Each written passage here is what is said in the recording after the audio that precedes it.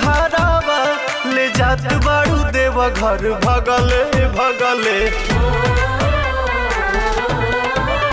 अरे ओही बिना आँख लली आइल बा बनाइए के छोड़ा पगले पगले।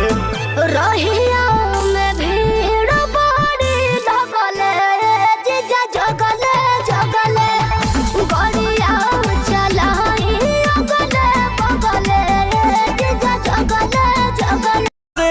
घरावा ले जात बाड़ू देव घर भगले भगले। अरे ओही बिना आँख लली आइल बा बनाइए के छोड़ा पगले पगले। रहिया में